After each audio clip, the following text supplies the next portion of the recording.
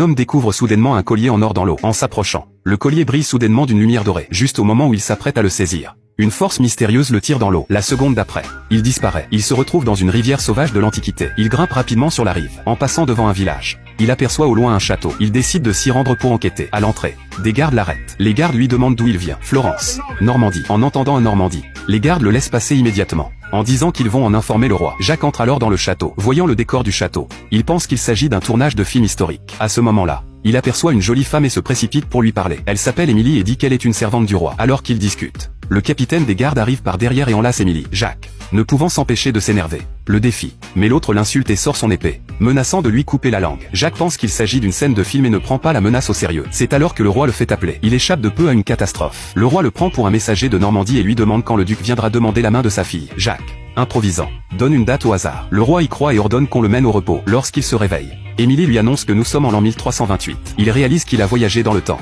du 2022 au Moyen-Âge. Pris de panique, il veut s'enfuir, mais Émilie l'arrête. Elle a trouvé un signe sur lui, identique à celui des rebelles, et pense qu'il est un dissident. Elle lui montre alors le sort réservé à ceux qui sont capturés. En voyant les têtes coupées suspendues, il veut encore plus rentrer chez lui. C'est alors que le roi l'invite à monter à cheval. Il n'a d'autre choix que d'accepter, bien qu'il n'ait jamais monté à cheval. Il ment en disant qu'il est non seulement un messager, mais aussi un expert en équitation. Le roi reste dubitatif, et lorsqu'il monte à cheval, il perd immédiatement le contrôle et se met à galoper de manière incontrôlable. Le roi, pensant qu'il s'agit d'une performance, rit de ses gestes maladroits. Finalement, il gagne la confiance du roi par cet incident inattendu.